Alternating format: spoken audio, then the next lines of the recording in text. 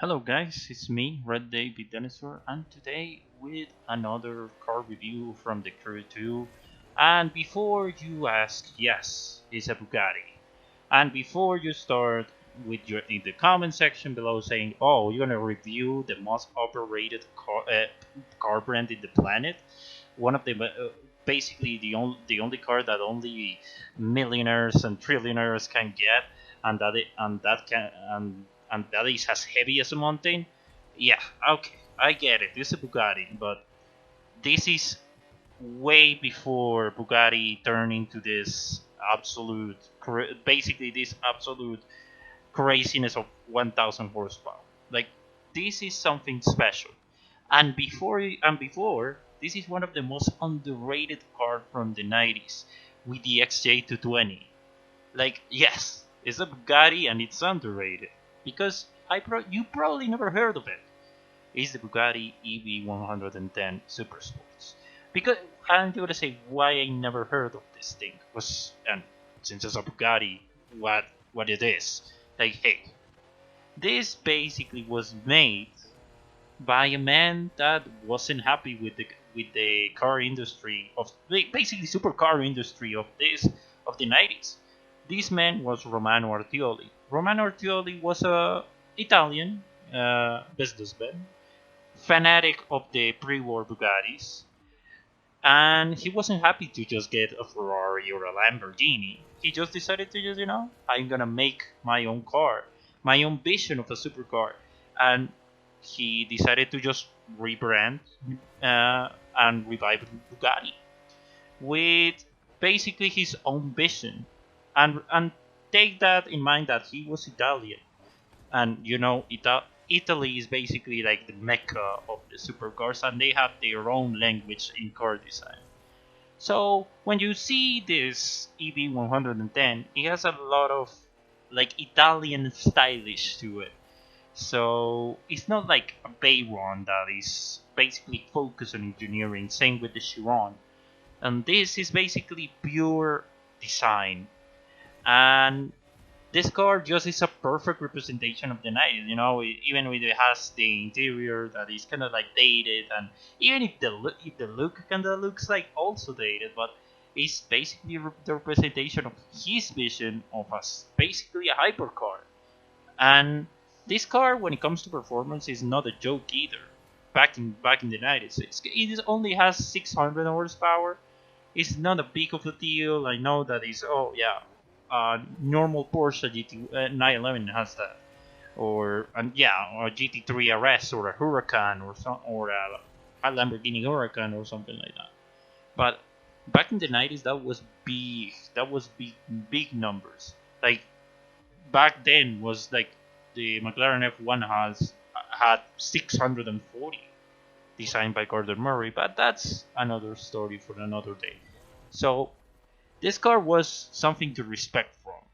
And considering back then, this car was one of the most fastest cars in the planet, only surpassed by the XJ220. So it was a car to just respect a lot.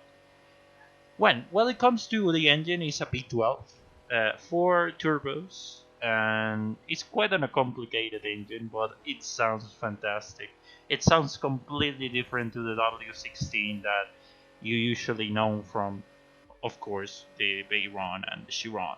So it's quite of a different Bugatti, and I love it. Also, I love the fact that again it's an Italian representation of a Bugatti that it, that it has jumped nationalities like anything. First, it started in France with Tori Bugatti. Later on, with Romano Ortioli with his EV110 that we are reviewing right now, and now with Volkswagen, and that right now is owned by Rimac. So it's it's quite of an interesting thing to know. To just have this piece of history made of in a car in the Crew 2. But when it comes to the Crew 2, this car is it's not the best, to be honest. It's quite slow. The gear shifting especially in automatic, is super slow. That you can lose a lot of speed. You can compensate it with nitrous, but it's not the best car. Like in New York, it makes basically it's a sub 30 car. It's not the fastest thing out there, but for me, especially in my case, I don't care because it's a piece of history that I'm glad to have in a game that I can enjoy with a game. Also, big kudos to Ivory Tower to actually put a lot of effort to the customization because in the customization of this car, you can actually make a representation of a more track focused EB110. If Romano Artioli is actually focused on the VPR championship that turned into GT1, so he just decided to just make a more race spec EB110 to take the Porsches and the McLarens and the Lotuses. Like that will be fantastic. And I like that. You can give me that that dystopic way to just imagine things how it happened in another way. Because this car also like in real life racing it didn't went too well, but it has a race pedigree, and it's something that I respect a lot. Sadly, the Romano Sortioli EV110s wasn't a big hit. Again, back in the 90s, we had a lot of basically we had economical crises going on, and basically run with the fate of the XJ220. This car just was too expensive for its era, going with an with a financial crisis, and sadly Bugatti in the end of the 90s went bankrupt. We again we and the few chassis were sold, like the ones that didn't get completely built, and they got bought by tuners and other people that just made versions by their own. Like there is an interesting video that I'm gonna leave there that is a carbon fiber bodied EV110, and it's the only one in the planet that is not made by Ettore Bugatti, but it has the same shapes, but it's basically made and built by Dower. And but that's another story for another day, and I will let Jay Leno to tell you that story. So that's it for today. I know it was more of a history video than kind of a review, but that's the thing with my reviews. I like to just give you a more real life perspective of the car. I want you to learn something out.